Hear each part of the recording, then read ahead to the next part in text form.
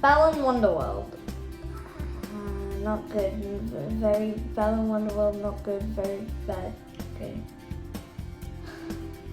You see, I was actively taking a look at the history of video games during my time in 2020, and Sega's console in the 5th generation race was the Sega Saturn. While the console didn't do that well commercially, one game in particular stood out to me, and that game was Nights into Dreams. Fast forward to September 18, where a new title by the producer of Nights into Dreams, Yuji Naka, was announced called Balan Wonderworld. I was cautiously optimistic. He has made good games in the past, no doubt, but the key word in that sentence being past. In the 2010s, the quantity and quality of his games dropped, like Rodea the Sky Soldier, which received negative reception.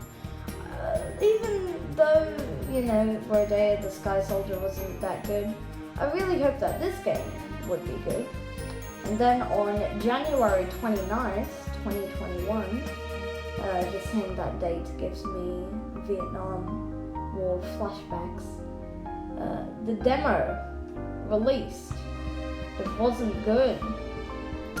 We then got a co-op trailer on March 19th, and the game released at full price on March 26th.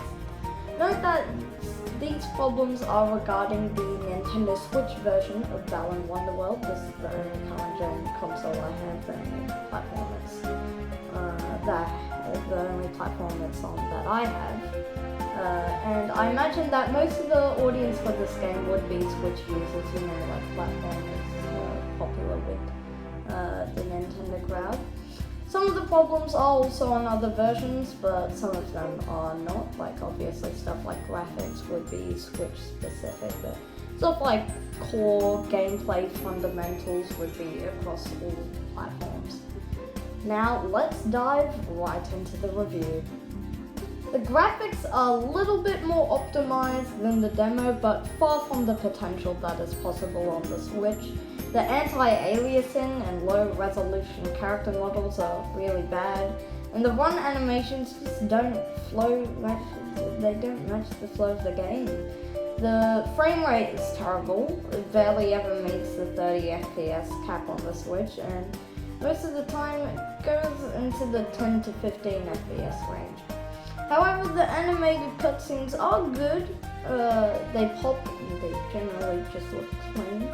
The world themes are alright, but some of them weren't really what I was expecting from a game called Balan Wonderworld. I expected them to be a bit more like space themed. Also, I don't like the box art. Moving on.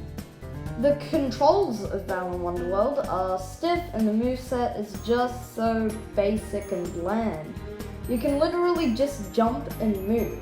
With some costumes, you can do a different move that replaces your ability to jump. In a platformer, it replaces your ability to jump. It's just a bare bones platformer, and when it tries to do something new, it's just not that practical. I think the music's alright. I have it playing in the background of this video if you want to give it a listen. I mean, it's not irritating, but it's no NES game. The sound effects though are just Mr. Generic jump sound effects, which are my favorite. These definitely are irritating, and I don't know why the game just has such a basic jump sound effect when the music very obviously has a very nice feel to it that matches its environment. The game is published by Square Enix, in case if you didn't know that.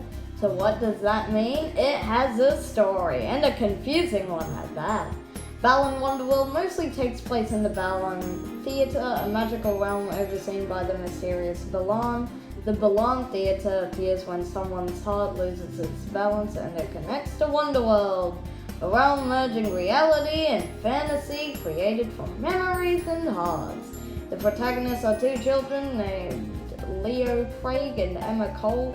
Each has their own relatable problem, relatable in quotation marks. I mean, it's kind of like a statement on society.